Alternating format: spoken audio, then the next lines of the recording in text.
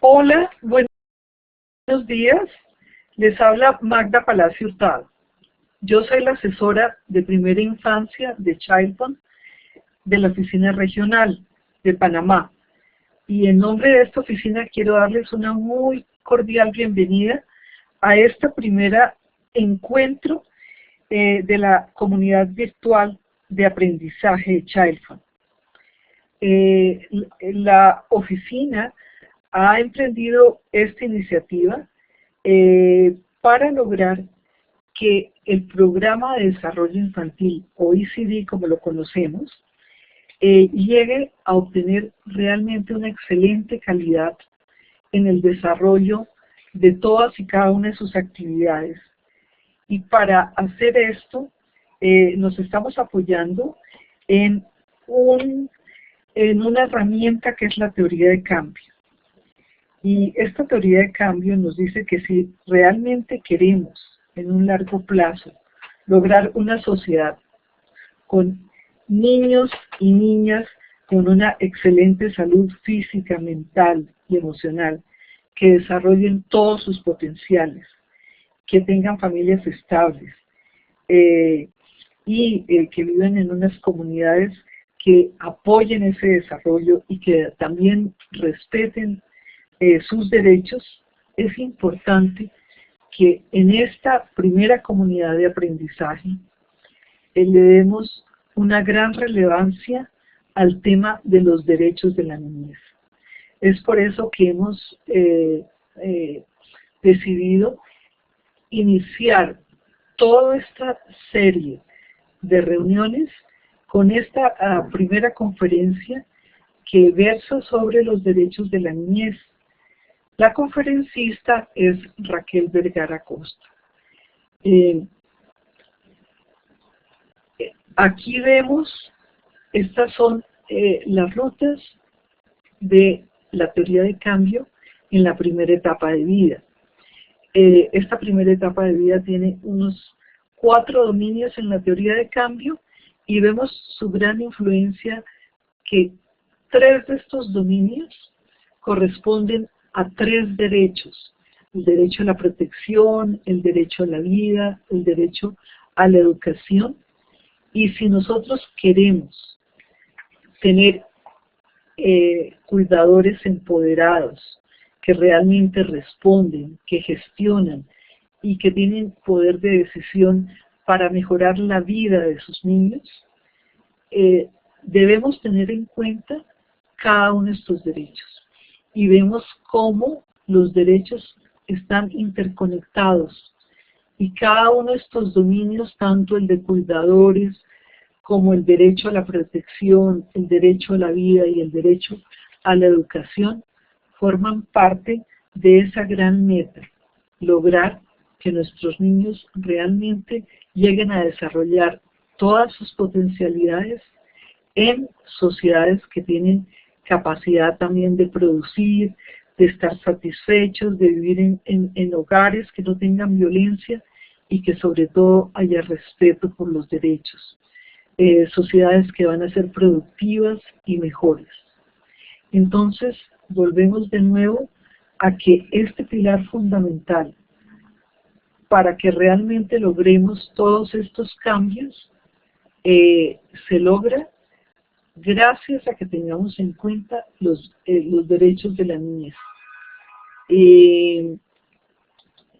La persona que hoy nos acompaña es Raquel Vergara Costa.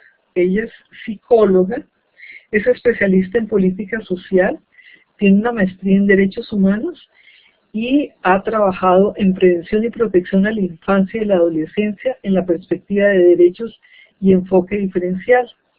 Ella ha trabajado como consultora en muchas organizaciones, tanto internacionales como nacionales. Ella es colombiana y en este momento trabaja implementando estándares de calidad en los servicios de protección para niños y niñas en la ciudad de Bogotá. Entonces queremos darle la bienvenida y les voy a decir, por favor, no vayan a tomar apuntes, les vamos a dar tanto la conferencia como las diapositivas, la presentación, y solamente queremos que presten atención para que por favor más tarde en el foro que vamos a realizar, todos y cada uno de ustedes participen, nos den sus opiniones, si tienen dudas también nos las expongan. Entonces, a continuación los dejo con Raquel. Raquel. Un saludo para todos y todas. Realmente es un gusto poder compartir a través de este medio la experiencia que por más de 15 años he construido a partir de trabajo con los territorios y comunidades en la promoción de los derechos de la infancia y de la adolescencia. Por la brevedad del tiempo, más que una conferencia, creo que es una invitación a fortalecer el conocimiento que muy seguramente ya muchos de ustedes tienen con relación al trabajo por y con los niños y niñas, y a fortalecer la posibilidad y responsabilidad que tenemos todos de hacer efectivos sus derechos. En ese sentido, espero que pueda motivar la responsabilidad que todos y todas tenemos para promover, respetar, defender y garantizar los derechos de los niños, niñas y adolescentes. Es una invitación a seguir profundizando en el tema y su aplicación para el beneficio de las comunidades desde la teoría del cambio. Las reflexiones y nociones trabajadas en la presentación tienen la intención de poner sobre la mesa algunos conceptos claves que nos van a enriquecer nuestro trabajo. De esta manera vamos a hablar de los derechos de los niños, niñas y adolescentes, de sus principios, de cómo ha sido la evolución para llegar a concebir a la infancia y adolescencia como sujetos de derecho, del instrumento internacional de la Convención Internacional de los Derechos del Niño y de los principios de prevalencia e interés superior del niño.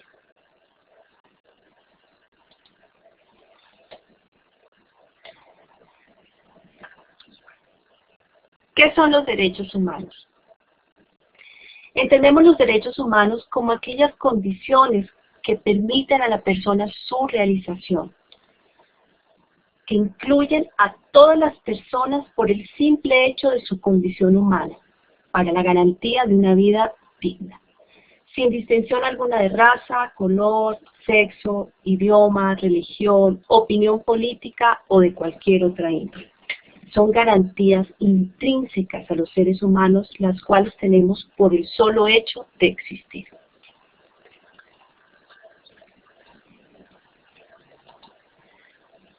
¿Por qué son necesarios derechos específicos para los niños, niñas y adolescentes?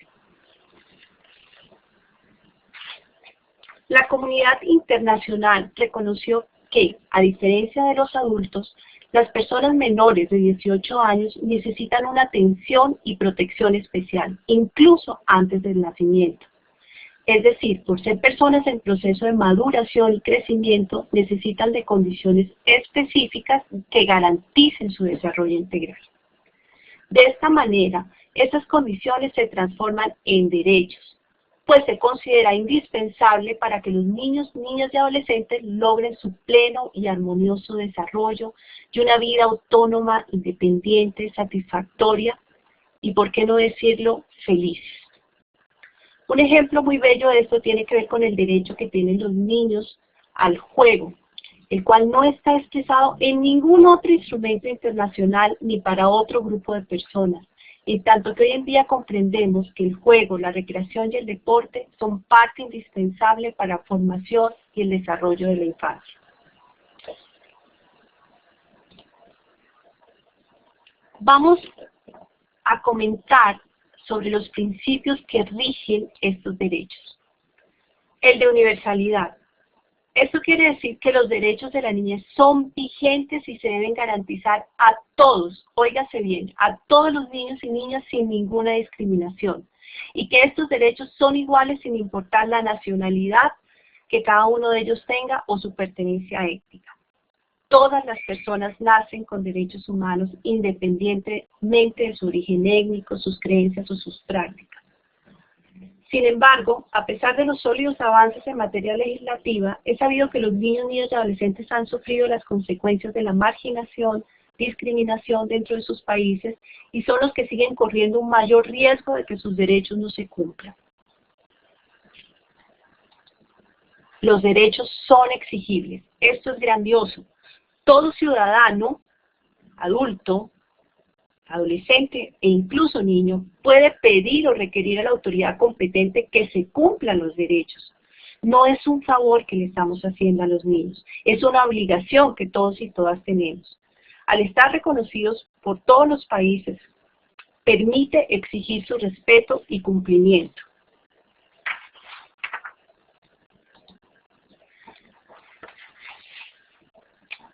Son irrenunciables. Los derechos le pertenecen a la persona y por ello no pueden ser abandonados voluntariamente. Nadie puede decir que renuncia a su derecho a tener salud ni educación, ni que se los traslade a otra persona.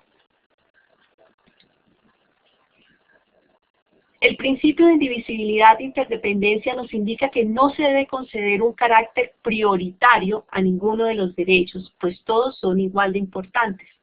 Para los niños y niñas, la indivisibilidad significa poder generar condiciones para un desarrollo integral y la satisfacción de sus necesidades físicas, psicológicas, de formación, entre otras. No solamente concentrándose en la prestación de servicios esenciales como salud y educación.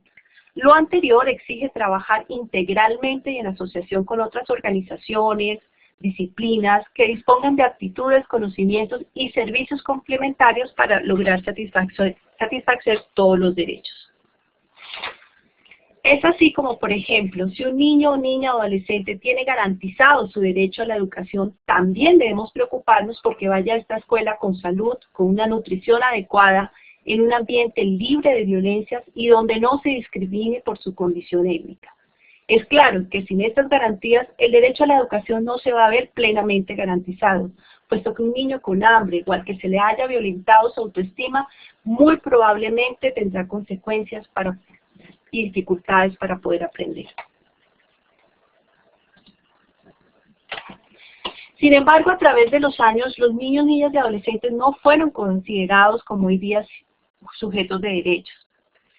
Hace algunos años la categoría de infancia no existía. Los niños y niñas eran considerados como un remedio de adultos, pero en miniatura. Eran como seres imperfectos que necesitaban crecer para dejar su torpeza. Estaban a la voluntad de sus padres y realmente no existía una conciencia de los procesos de desarrollo especiales ni sus requerimientos de aprendizaje. La primera institución de atención especial para los niños y niñas fue la escuela, pero esta también se caracterizó por ser rígida y represiva y hasta maltratante. Por ello no es gratuito que los modelos pedagógicos hasta hace muy poco tiempo consideraban al niño como un ser pasivo al cual se necesitaba llenar de conocimientos. La palabra alumno hace referencia a personas no iluminadas. El maestro era el ser supremo dotado de conocimiento, donde los niños no sabían absolutamente nada. La etapa de la niñez empieza a ser tenida en cuenta, pero para ser controlados a través de la escuela, para que no molestara el mundo de los adultos. En lo que tiene que ver con la familia se pensaba que estos tenían todos los derechos sobre sus hijos. De esta manera se justificaba el maltrato de los padres hacia los niños. El primer caso de maltrato infantil identificado del cual se tenga reporte fue en Estados Unidos. Una familia vecina, testigo de esta situación, tuvo que reportar el caso a una asociación protectora de animales, dado que no existía una instancia legal donde se pudiese acudir para la protección de la infancia. Es así como la infancia empieza a preocupar. ¿Qué vamos a hacer cuando un niño es maltratado? ¿Qué vamos a hacer si un niño se queda sin familia o comienza a robar? ¿Qué hacer cuando los niños se convierten en problemas para la sociedad? Con base en estas problemáticas sociales se comenzó a legislar sobre infancia. En este marco existen tres momentos en los cuales la sociedad pone la atención sobre la infancia y la adolescencia. Un primer momento observamos un sujeto de caridad y compasión. En ese sentido, las situaciones que hicieron poner la mirada sobre los niños fue el abandono, la orfandad, la niñez en la calle, entre otros. No obstante, el Estado no asumía cabalmente esta situación y por el contrario, aquellos que se encargaban de su atención fueron las comunidades religiosas, quienes encontraron en la niñez una población sobre la cual ejercer el servicio, la caridad y el amor al prójimo. Pero sabemos que si bien son principios de la religión, y son absolutamente válidos y respetables, están sujetos solo a la buena voluntad de las personas y nada tiene que ver con la capacidad de ser exigibles. Un segundo momento tiene que ver con los niños sujetos de necesidades. Una segunda manera de mirar la infancia tiene que ver con estas necesidades, en la cual se identifican ciertos requerimientos para la infancia. En esto contribuyó la amplia divulgación de la psicología del desarrollo, la cual empezó a promover una infancia con procesos de desarrollo específicos. Se empezaron a reconocer sus propios ritmos de desarrollo y aprendizaje y a cuestionar la educación autoritaria y basada en la represión. Los adelantos de la pediatría y la educación también ayudaron en este proceso. Sin embargo, este enfoque de necesidades no establece la responsabilidad de exigirlo ante alguna persona o institución. Sumado a lo anterior, las intervenciones basadas en las necesidades refuerzan las relaciones de dependencia donde los niños y niñas seguían siendo sujetos pasivos.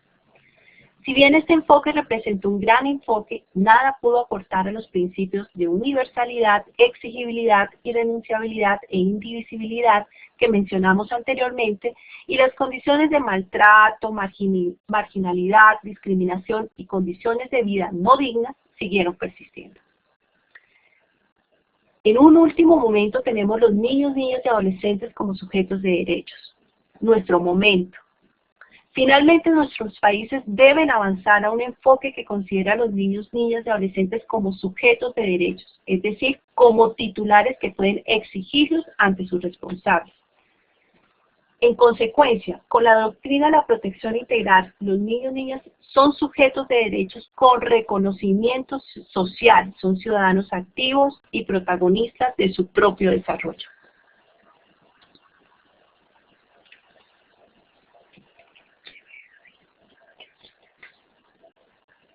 Esto quiere decir que todas estas situaciones de contexto social, político y económico que mencionamos anteriormente, que amenazaban la condición de la infancia, hace que la humanidad reflexione respecto a la protección de la infancia.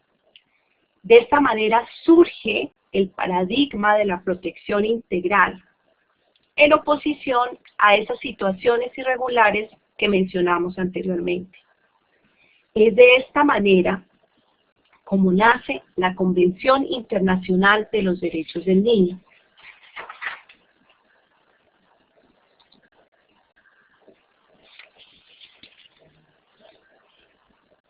La Convención es un documento inicialmente trabajado por diferentes países del mundo, los cuales, a pesar de sus diferencias culturales, de idiomas, de religión, lograron ponerse de acuerdo respecto a las condiciones mínimas necesarias de la infancia, por lo cual representa un verdadero avance para la humanidad. Se habla en primera instancia que es un instrumento político, en tanto que es un acuerdo de voluntades y de buenas intenciones de un grupo de países. No obstante, una vez ese instrumento es ratificado por cada uno de los países, entra a formar parte de la ley interna de cada uno de ellos, lo que quiere decir que es de obligatorio cumplimiento para cada uno de los países de los cuales ustedes hacen parte. En 1959, Naciones Unidas aprobó la Declaración de los Derechos del Niño, que incluía 10 principios, pero no era suficiente para proteger los derechos de la infancia, porque legalmente no tenían ningún carácter obligatorio. Por eso, en 1978, el gobierno de Polonia presentó a Naciones Unidas la versión provisional de una convención sobre los derechos. Tras 10 años de negociaciones, 10 años, con gobiernos de todo el mundo, líderes religiosos, organismos no gubernamentales y otras instituciones, se logró aprobar el texto final de la Convención sobre los Derechos del Niño el 20 de noviembre de 1989. Cuyo cumplimiento sí sería obligatorio para todos los países que lo ratificasen. La convención se convirtió en ley en 1990 después de ser firmada y aceptada por 20 países. Hoy la mayoría de los países del mundo han ratificado la convención, siendo una ley interna para cada uno de ellos, lo cual ningún otro instrumento internacional en el mundo lo ha logrado. Estamos hablando alrededor de 190 países.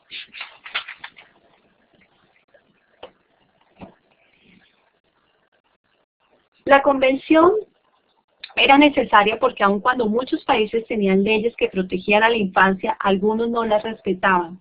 Para los niños eso significa pobreza, acceso desigual a la educación, abandono. Problemas que afectaban tanto países pobres como ricos.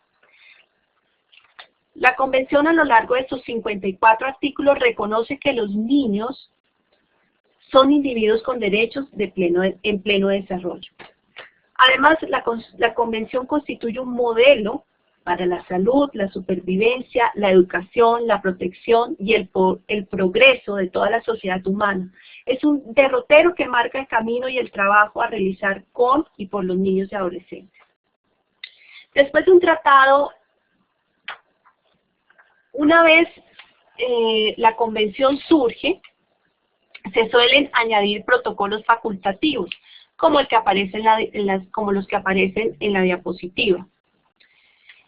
Uno, el protocolo relativo a la venta de los niños y la prostitución infantil, y el protocolo relativo a la participación de los niños en conflictos armados, los cuales son temas que preocupan a la humanidad.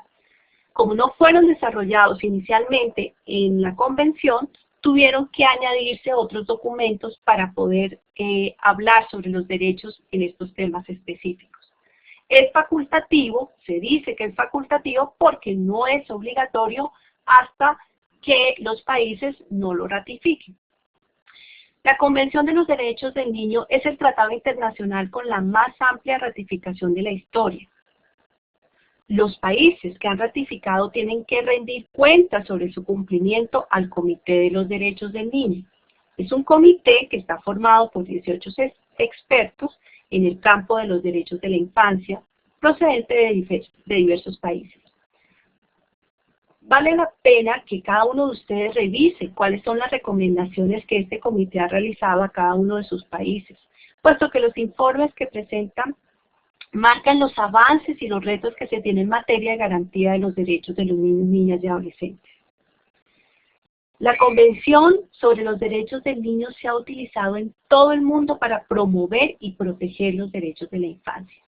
Desde su aprobación, en el mundo se han producido avances considerables en el cumplimiento de los derechos, a través de la prestación de bienes y servicios esenciales, así como un reconocimiento cada vez mayor de la necesidad de establecer un entorno protector que defienda a los niños y las niñas de la explotación, los malos tratos y la violencia.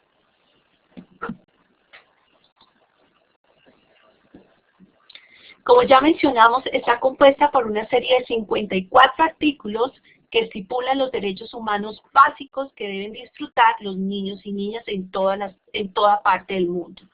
Sin discriminación alguna, estamos hablando de 4 áreas de derechos: la vida y la supervivencia, derecho al desarrollo y a la educación, derechos a la protección y a la participación. ¿Quiénes son los responsables de hacer posible los derechos de la infancia y la adolescencia? Estamos hablando de 3 actores. Uno de ellos, el Estado. El Estado está representado por las instituciones como la escuela, hospitales, puestos de salud, la municipalidad, el gobierno nacional y sus ministerios, entre otros. La sociedad está representada por cada uno de los integrantes de la comunidad, las asociaciones civiles o comunitarias, los organismos no gubernamentales. Y finalmente, la familia, la cual se constituye en el primer garante de los derechos de los niños, niñas y adolescentes, y a la cual hay una necesidad imperiosa de poder fortalecer sus capacidades para que a su vez ellos puedan respetar, promover y garantizar los derechos de los niños, niñas y adolescentes.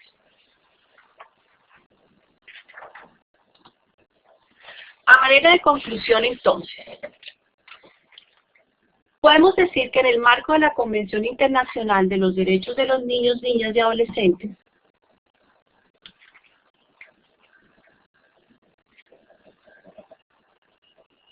Los titulares de derechos son los niños y que se reconoce que cada niño y niña en la sociedad es ante todo un sujeto de derechos, es decir, portador o titular de unos derechos universalmente reconocidos y sobre los cuales puede establecer un reclamo para hacerlos prevalecer. De otra parte, tenemos a los garantes o responsables de hacerlos efectivos, los cuales son el Estado, la sociedad y la familia, y es sobre quienes recae la obligación de satisfacer el reclamo correspondiente o hacer cumplir el derecho prevalente. Claro está, todo esto dependiendo del rol que desempeñen en la comunidad y en la sociedad y las competencias que tengan en el marco del país en el que se encuentran.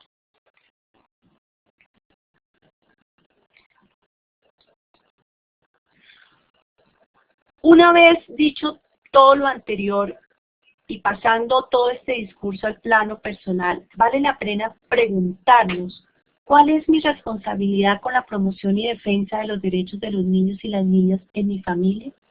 Desde mi rol de padre, de hermano, de tío.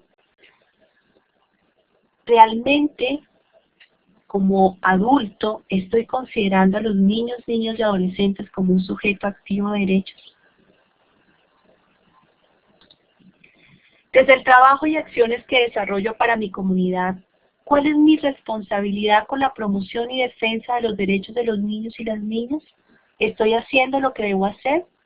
¿Debo fortalecer acciones? ¿Debo averiguar o aprender sobre el tema? ¿Debo modificar alguna de las acciones? Para ayudarnos a contestar estas preguntas es necesario conocer un poco más acerca de cuáles son esos derechos de los niños y niñas. Hasta el momento hemos abordado un poco acerca de la historia y su importancia. Vamos ahora a detenernos a analizar cuáles son esos derechos que desde nuestro trabajo y rol desempeñamos en la familia y la comunidad, los cuales tenemos la responsabilidad de promover y respetar.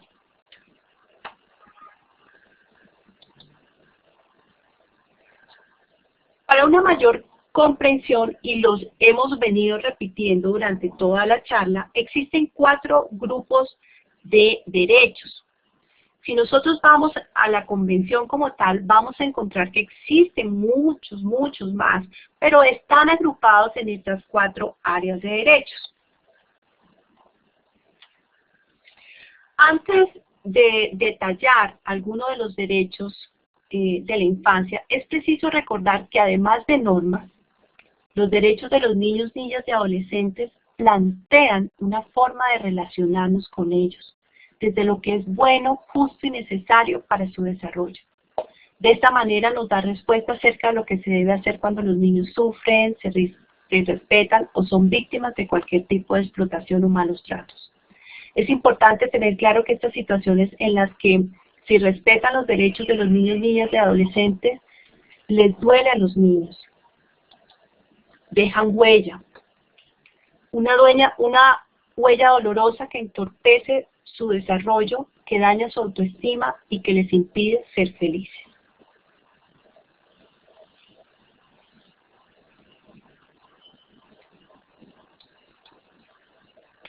Los derechos de vida y salud comprenden todas las acciones dirigidas a garantizar el derecho a tener unos niveles de salud y nutrición adecuados y acceso a servicios médicos y de seguridad social. Vamos a detenernos en algunos de ellos. El artículo 24 de la Convención nos habla del más alto nivel de salud y nutrición. Son muchos los retos que tenemos frente a este derecho, especialmente en la primera infancia. Se deben fortalecer los servicios que tienen que ver con los controles de crecimiento y desarrollo de los niños y fortalecer a la familia en todos los aspectos nutricionales acorde a los patrones culturales, geográficos y de contextos de cada uno de los territorios. La negación de este derecho trae serias consecuencias en el desarrollo de los niños, en su crecimiento, los cuales son irreversibles.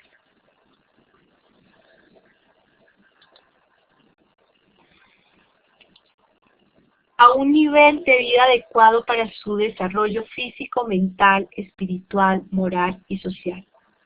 Este derecho se refiere a esas condiciones de vida que nos proporcionan bienestar y salud mental, La salud no es concebida como ausencia de enfermedad. Tiene que ver con generar condiciones de vida digna. E incluso habla de un aspecto muy bello que tiene que ver con generar condiciones para el desarrollo espiritual de los niños y niñas, que no solo se refiere a la libertad de religiones, sino a esa dimensión espiritual dentro del desarrollo. En ese sentido, la Convención reconoce que todos estos aspectos apuntan a un alto nivel de salud.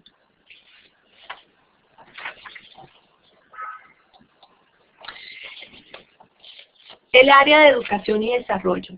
Esta área comprende las acciones dirigidas a garantizar el derecho de los niños y las niñas a todos los servicios que permitan su pleno y armónico desarrollo como seres humanos. No solo comprende acciones de educación en lo que tiene que ver con las instituciones educativas, la escuela, sino que también tiene que ver con la crianza y la formación en la familia y con ambientes comunitarios que deben proporcionar experiencias recreativas, culturales, deportivas y lúdicas para favorecer el desarrollo de niños y niñas. Una comunidad amigable con los niños, afectuosa con los niños, que no sea maltratante y que tenga en consideración sus necesidades específicas. Vamos a ver algunos de estos derechos. A la educación primaria gratuita y a facilidades de acceso a la educación secundaria. Este artículo de la Convención nos dice que sin excepción, todos los niños deben ir a la escuela. Y este debe ir a la escuela no solamente es garantizar su ingreso, sino también su permanencia, garantizar una excelente calidad de la educación y que los niños y niñas tengan éxito escolar, que obtengan sus logros escolares. De esta manera, ningún niño o niña deberá desertar y en caso de hacerlo se debe recurrir a todos los medios para que vuelva a la escuela. A tener su propia vida cultural, religión o idioma. Para los niños que pertenezcan a minorías étnicas, religiosas o lingüísticas. Este artículo de la Convención muestra un respeto por la cultura de las minorías étnicas y el respeto por sus creencias y sus cultos. Es un aspecto que el Estado y la sociedad tienen la obligación de respetar, conservar y preservar. Es el respeto por su lengua, por su indumentaria, por sus hábitos alimenticios y por la manera como tienen de relacionarse.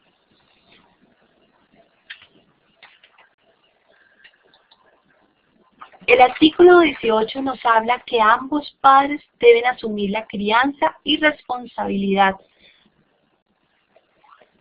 de los niños y niñas. Tradicionalmente, la crianza de los niños y niñas ha estado a cargo de las mujeres. La Convención nos hace un llamado a que sea tanto el padre como la madre quienes en condiciones de igualdad asuman la crianza y educación de los niños. Cada vez más se reconoce la importancia de la presencia y participación de los hombres para el desarrollo integral de los niños y de referentes masculinos afectuosos, presentes y participativos en la crianza.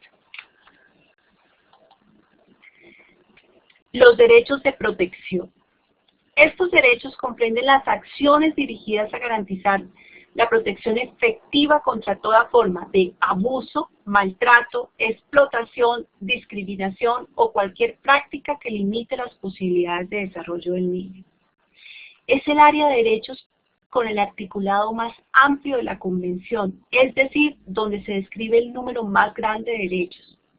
Lo anterior debido a la situación de malos tratos, abandono o explotación que viven muchos de nuestros niños, niñas y adolescentes y que a pesar de todos los esfuerzos aún persisten. A no ser discriminado. Lamentablemente hoy en el mundo los niños y niñas adolescentes indígenas, afrodescendientes o con discapacidad siguen siendo discriminados por su comunidad y por la escuela. Aún no se superan estas barreras para lograr una auténtica inclusión. Con bastante dolor observamos cómo los niños con discapacidad aún no son incluidos en la educación formal y por el contrario se condenan a espacios absolutamente aislados donde su desarrollo no ha podido ser potencializado. Esos son los efectos de la discriminación. A que se hagan efectivos todos los derechos reconocidos en la Convención. Es importante que a través de estos conocimientos todos nosotros y nosotras nos interesemos por la manera como nuestros países están realizando la aplicación de la Convención. Revisemos la Constitución, las leyes internas, las recomendaciones del comité de cada uno de nuestros países y de igual manera cuáles son los servicios que están prestando los países en lo local y en nuestros territorios para poder hacer efectivos los derechos. Recordemos que los derechos son exigibles y que como ciudadanos y ciudadanos podemos exigirlos para nuestros niños.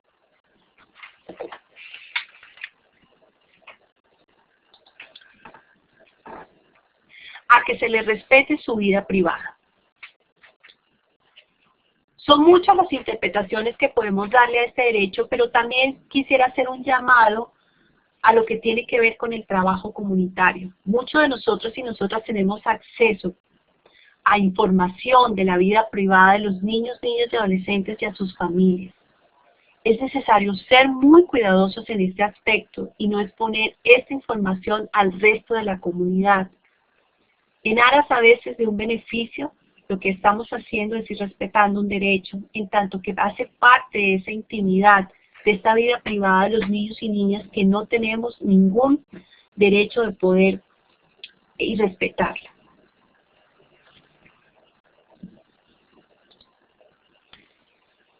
A ser protegido contra la explotación económica y trabajos peligrosos. Esto hace referencia a las situaciones de mendicidad y de trabajo con la que muchos niños, niñas y adolescentes tienen hoy día que convivir. Lamentablemente, se cree que el trabajo de los niños y niñas debe ser reconocido. Lamentablemente hay algunas comunidades y culturas que creen que es necesario, pero el trabajo de los niños y niñas obstaculiza su desarrollo, les impide el acceso a la educación y realmente lesiona muchas veces su condición física, psicológica y social.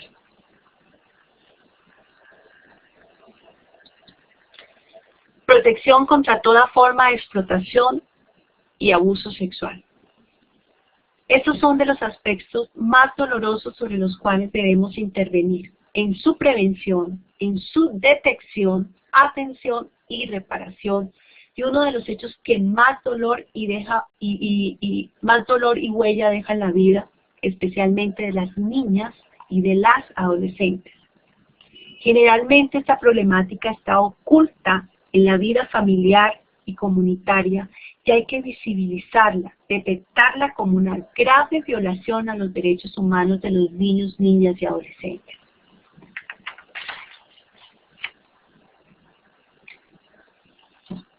De igual manera, ante estas situaciones de vulneración de derechos, la Convención hace un llamado a que se necesite la recuperación física, psicológica, cuando han sido víctimas de cualquiera de estos hechos.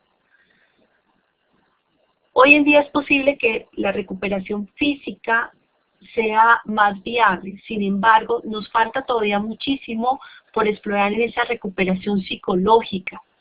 Lo físico lo logramos ver, pero estas huellas y este daño psicológico es aún más difícil y los servicios de salud tienen que estar prestos a atender estas necesidades en salud mental y en estos daños psicológicos que estas situaciones de irrespeto y violación a los derechos humanos dejan en la psiquis y en los afectos de nuestros niños y niñas.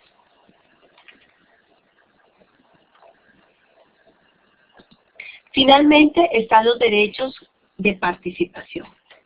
Esta área contempla los derechos que reconocen como un interlocutor válido a los niños y a las niñas, respetando su libertad de expresión, de pensamiento y de conciencia.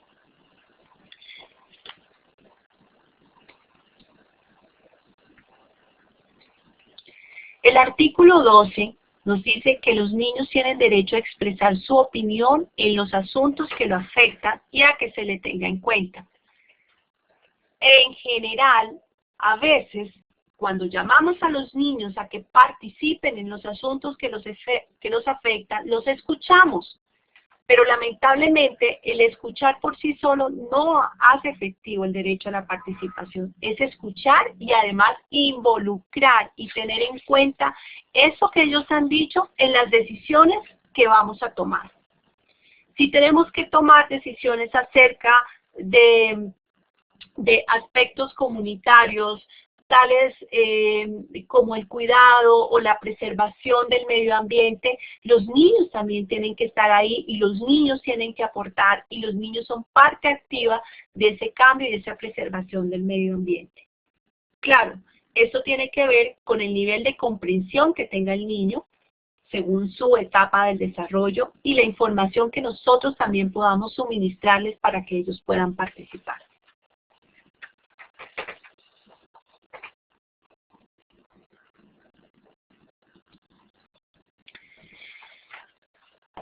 Después de esa rápida mirada que tenemos a los derechos, que como les he dicho es más una invitación a seguir profundizando en cada uno de ellos, puesto que cada uno plantea un mar de posibilidades en lo que tiene que ver con su aplicación. Vamos a hablar sobre por lo menos 3 maneras en las que se puede poner en riesgo la realización de los derechos de los niños y niñas y en las cuales tenemos que estar supremamente alerta. Uno de ellos es la inobservancia. Consiste en el incumplimiento, omisión o negación de acceso a un servicio o de los deberes y responsabilidades ineludibles que tienen los responsables. ¿Qué quiere decir? Se refiere a cuando estos responsables no realizan las acciones para su cumplimiento, cuando en una localidad carece de escuelas para que los niños accedan a la educación o carece de puestos de salud, o también cuando existiendo la escuela, los padres deciden por una u otra razón no llevar a los niños y niñas a esto. En este sentido, lo que tenemos es una inobservancia de los derechos. También existen las amenazas. Consiste en toda situación de inminente peligro o de riesgo para el ejercicio de los derechos. Este inminente peligro se refiere, por ejemplo, a desastres naturales. Pueden ser posibles deslizamientos, derrumbes o inundaciones que atentan contra la vida e integridad personal de los niños, niñas y adolescentes. Y si no hacemos absolutamente nada para su protección, realmente están amenazados sus derechos. Por último, tenemos la vulneración. Es toda situación de daño, lesión o perjuicio que impide el ejercicio pleno de los derechos de los niños, niñas y adolescentes. Hemos hablado de los derechos de protección que tienen que ver con el trabajo infantil, tienen que ver con la violencia sexual, tienen que ver con el maltrato intrafamiliar, tiene que ver con estos daños no solamente físico y psicológico que son consecuencias de esta negación de los derechos.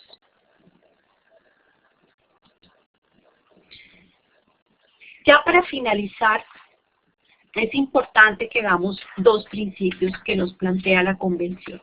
Uno de ellos tiene que ver con la prevalencia de los derechos de los niños, niñas y adolescentes. Ante una colisión o un conflicto de derechos de los niños y las niñas con otros derechos o intereses, prevalecen los de la niñez. Estos casos se presentan cuando, por ejemplo, si hubiese una escasez de alimento, de agua, a pesar de que todos los seres humanos tenemos derecho a alimentarnos, prevalecen los derechos de los niños y en ese sentido son ellos los primeros en atender ante esta escasez. De otra parte, puede suceder que por cuestiones de enfermedad los niños deban realizar algún tipo de transfusión de sangre. Se ha conocido de casos en que los padres, por condiciones religiosas, se niegan a que se realicen algunas prácticas médicas o de transfusión de sangre. Si bien los padres tienen el derecho a practicar y tienen una libertad de practicar la religión que sea, prevalece aquí el derecho de los niños a la vida. Y esto es claro y contundente a la hora de tomar decisiones para preservar la vida y garantizar los derechos de los niños, niñas y adolescentes. Otro de los principios que nos plantea la Convención tiene que ver con el del interés superior del niño. Siempre que sea necesario tomar una decisión acerca de la niñez, se tendrá aquello que más favorezca al niño. Por ejemplo, en caso de maltrato infantil, es claro que los niños tienen derecho a tener una familia, pero de igual manera tienen derecho a ser protegidos ante cualquier forma de maltrato. Ante este aparente conflicto de derecho, prima el interés superior del niño, es decir, la medida que más le favorezca. Es así como la autoridad deberá determinar aquellas acciones que busquen proteger a los niños y niñas, y si es el caso, separarlo de su familia para poder protegerlo del maltrato.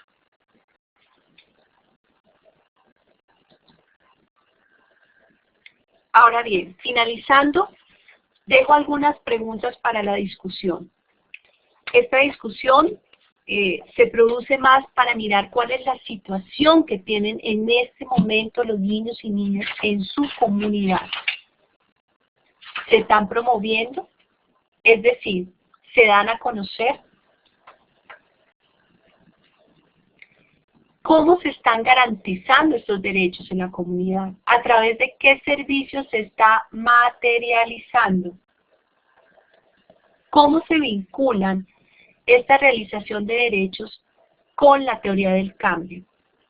¿Cómo vamos a prevenir la amenaza o vulneración de estos derechos?